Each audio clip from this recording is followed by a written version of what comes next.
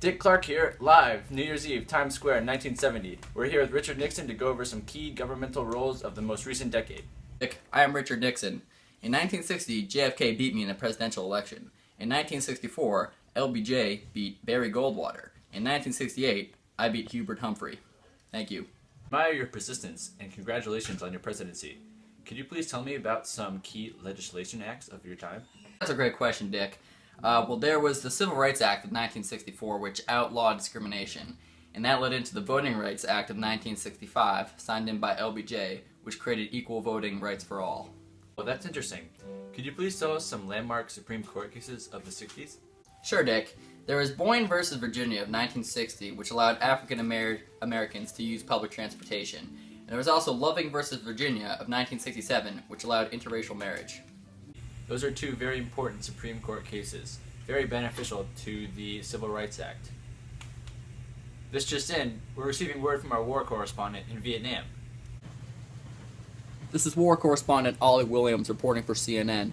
The American forces at Saigon are under heavy attack. We are retreating back into the compound. Over. Good luck to American forces in Saigon. President Nixon, what do you feel about the foreign affairs today? Good question, Dick. The main highlight of the 1960s in terms of foreign affairs is definitely the Vietnam War, where the United States held a policy of communism containment. Some other events included the Six-Day War in between Israel, Egypt, Jordan, and Syria. Also, the Cuban Missile Crisis, in which Russian-built nukes were placed within striking distance of the continental United States. Those are some very important international issues. We would like to focus on some domestic issues now. Could you please elaborate on some? The protests that happened in the United States during this time period were the Freedom Rides, when activists rode into the segregated southern United States to champion the ruling of Boyne versus Virginia, which ruled that public transportation was to be integrated. Also, the Montgomery bus boycott, where activists didn't ride the buses in Montgomery, Alabama to support the integration of public transportation. Points, Mr. President. I'm told that's all the time we have with President Nixon. For the next portion of our show, we're going to refer to our fashionista, Richard Swade. Always a pleasure, Dick.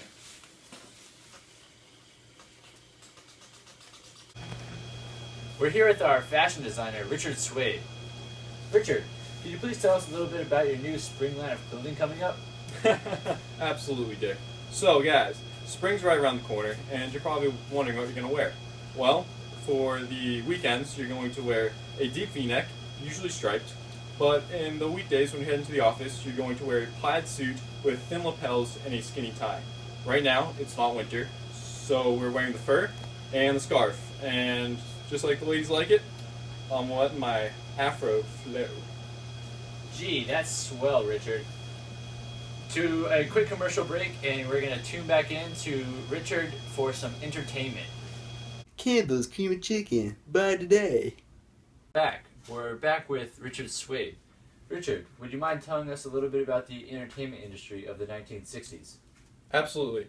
Right now, for kids, if you want to go see a movie, you're going to either want to watch Mary Poppins, or if you're a little more adventurous, you're going to want to watch Planet of the Apes. For the more tame crowd, there are plays such as All the King's Horses and Hogan's Goat. For some popular TV shows right now are the Brady Bunch, and the one that just debuted is Star Trek. That's great. We're going to cut to another quick commercial break. We'll be right back with some artists. Tudoroso tomato sauce, buy today. Back once more. We're here again with Richard Swade to talk about some artists of the 60s. Well, some popular musicians are the Beatles and Simon and Garfunkel. Popular photographers right now are Malcolm W. Brown, who took the Burning Monk photo, and Bill Anders, who was an astronaut and took his very popular Earthrise photograph.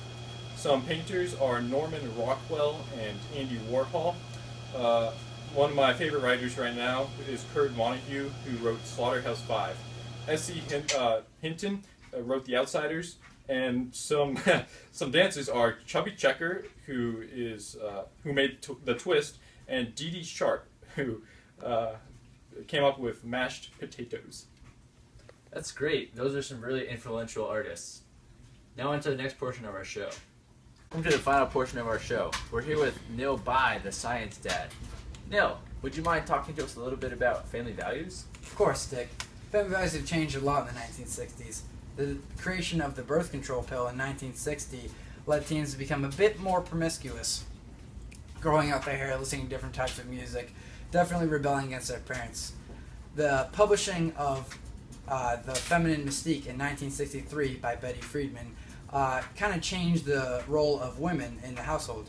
Before this book was published, women would stay home, cook and clean, and not really go out as much. But this book showed women how they could start their own careers and go out and get their own jobs. So those two things definitely changed family values in the 1960s. That's great. It's good to hear that family roles have switched up in the past decade. We're here with the famous Neil By the Science Dad once more, who is also a renowned environmentalist. Neil, would you mind talking to us a little bit about how the environment changed throughout the 1960s? Well, Dick, in 1960, the world population reached 3 billion, which means much more people to pollute the area. In 1961, the World Wildlife Foundation was created to help preserve environmentalism. In 1963, the Clean Air Act was created to help national pollution levels stay low. In 1964, the Wilderness Act protected 9.1 million acres of forest. In 1965, the Water Quality Act was put in place to regulate water sanitation levels across the nation.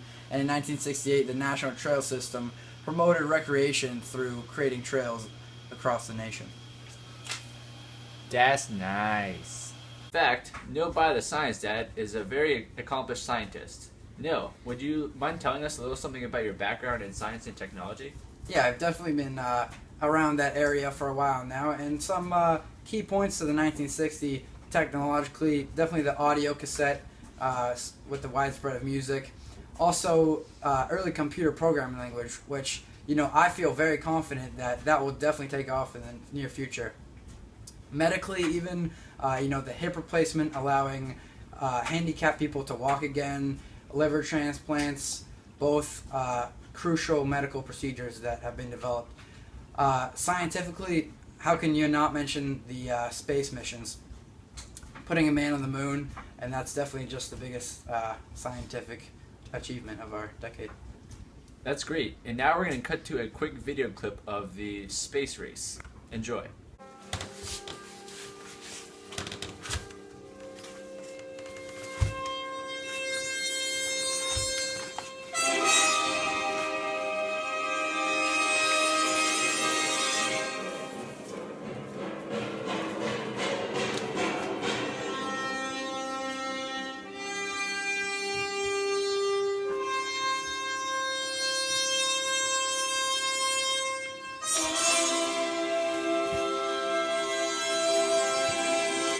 That's one small step for man, one giant leap for mankind. That's about all the time we have for this evening. We'd like to thank you for joining us. As you can see, there are a lot of developments in the past decade, and we'd like to thank you for listening to it. We'd like to wish you all a good night and good luck.